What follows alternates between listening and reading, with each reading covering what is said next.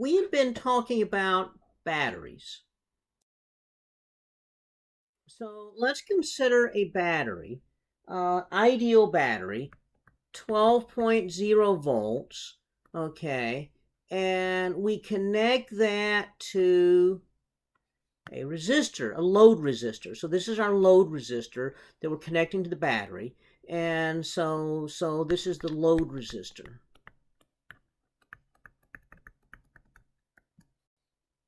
And let's say the load resistor is going to be 14.2 ohms. Okay, and so we know that current's going to flow like that. Okay, so this is my EMF over here. So that's my voltage. We know Ohm's law, V equals IR, or E equals IR, depending however you want to write it.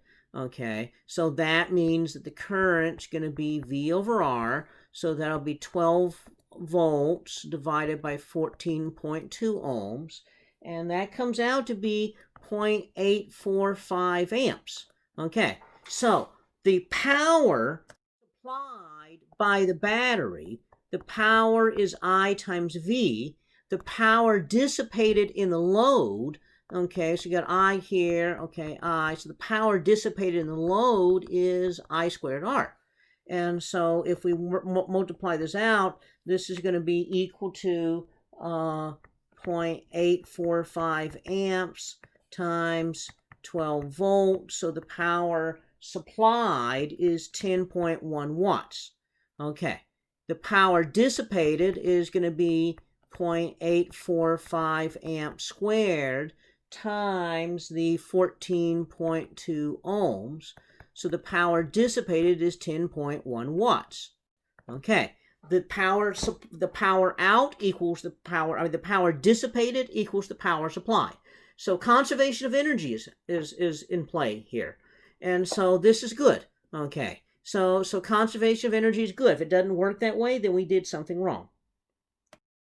But real life,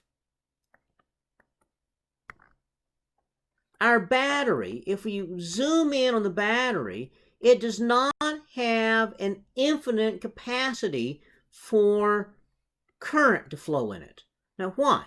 Because we know if I connect across like this, current flows. So if the resistance is 0, then you do not get infinite current. The current can only get up so high because the battery acts like it's got some small resistor inside of it. Okay, so that small resistor inside of it we call the internal resistance.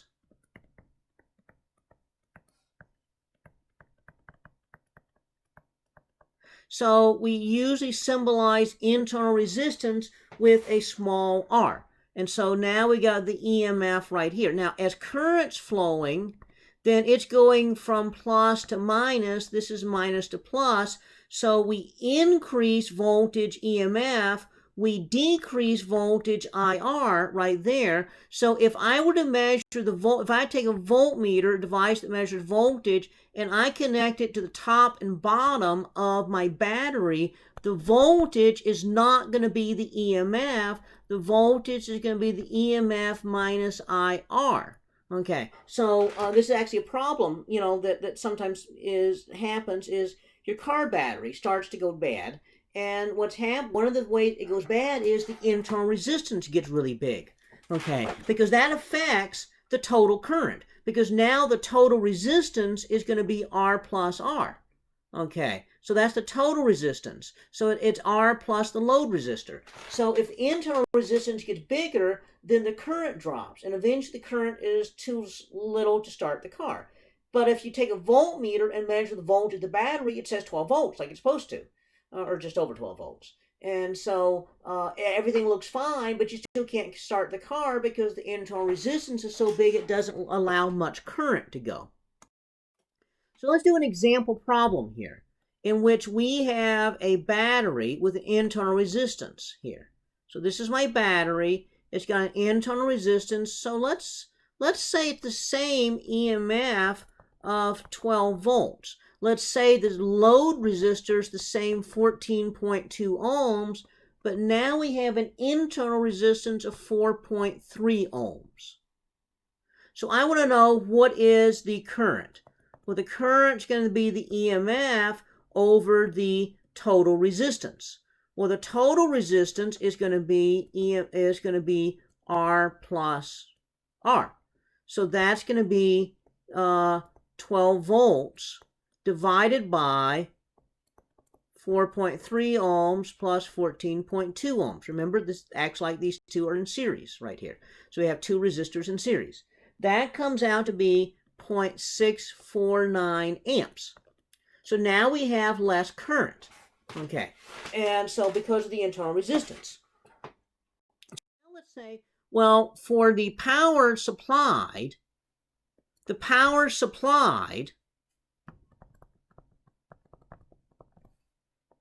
is going to be I times V. Okay, so, or an I times EMF. So the power is going to be 0.649 amps times the 12 volts. So the power supplied is now 7.79 watts. So we've lost some power. What about the power dissipated? So now the current's going through the resistor. So this is the power dissipated. And so power equals I squared R. So the power is going to be 0.649 amps squared times the 14.2 ohms. And so the power dissipated is now 5.98 watts. Wait, these two don't match. What's happening? Well, think back to what's going on with our circuit here.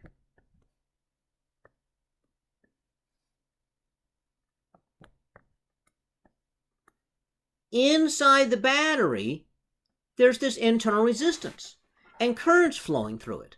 So that means power is being dissipated inside the battery. Well, how much power is dissipated inside the battery? So power in the battery, dissipated in the battery, is going to be I squared times little r.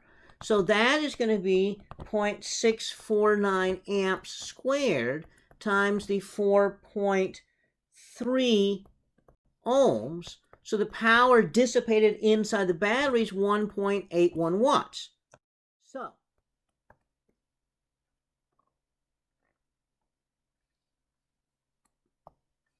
So the power supplied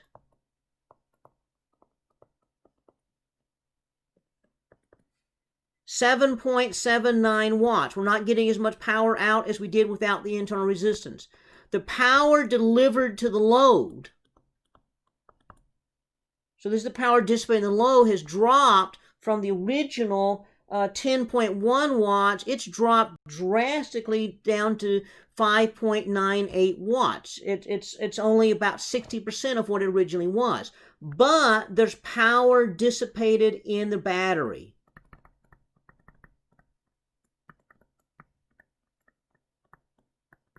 The power dissipated in the battery is 1.81 watts. Okay, so the power supplied is 7.79 watts. Almost 6 watts is getting to here, and about 1.8 watts is being dissipated inside the battery. That's heating up your battery as it's providing power. And so that's making this battery warm up on the inside. And so we are dropping power out here, but we're also losing power there. And so this is one of the problems here. For example, if you just lay a wrench across an automobile battery, there's going to be so much current going through the battery, you'll be dissipating so much power inside the battery that it'll start heating up and boiling the sulfuric acid inside. And so that's really not really at all what you want to be doing. And so, but this is an introduction to internal resistance and real batteries.